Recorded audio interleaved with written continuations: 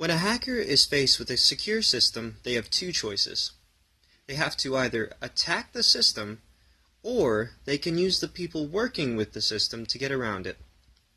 This second method is called social engineering and can be used in a number of ways, from Nigerian princes to someone rushing into work at the last second and forgetting their ID.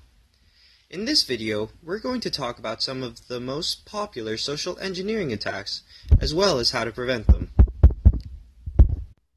The most common type of cyber attack is the one that most of us have experienced.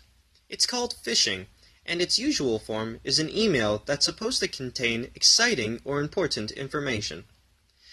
When the target opens it, however, it usually holds a link which can install malware or a request for personal information the attacker can then use.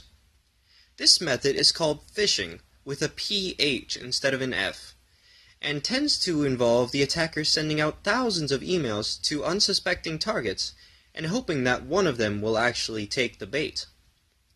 The problem is that people know about scam emails, and for the most part, know not to click on suspicious emails. This has led to a new, more malicious attack called spearfishing. It gets its name from the fact that while normal fishing is like casting out a net and hoping to catch anything, spearfishing is targeted at a single or a few people. The attacker will carefully plan the attack, researching what the target is most likely to believe, and then spring the trap, posing as a higher-up in the organization or as a trusted source.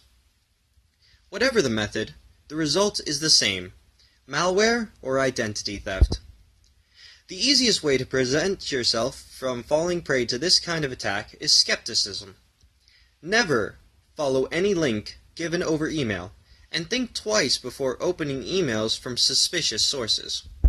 Another, less common attack is baiting.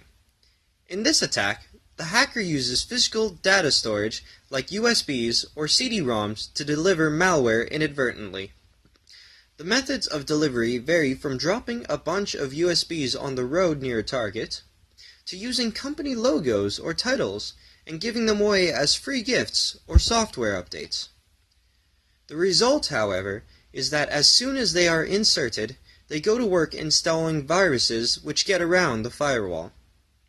This method uses greed and curiosity to gain access and grant it to the attacker. Prevention of baiting comes mainly from recognizing it.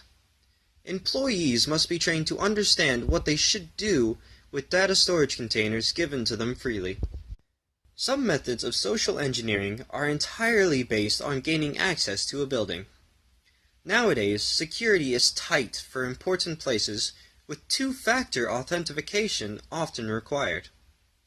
The social engineer's workaround is a method called tailgating. In tailgating, the attacker will typically pose as an employee or a delivery guy for the business and wait out front. Once a person with authorization gains entry, the attacker will follow behind, typically asking the authorized to hold the door for them. In some cases, the attacker will also try to make an uncomfortable situation to encourage the target to let them in, or use fake ID to prove that they belong. This method is the least likely to be encountered in the real world, but you should still understand how to prevent it.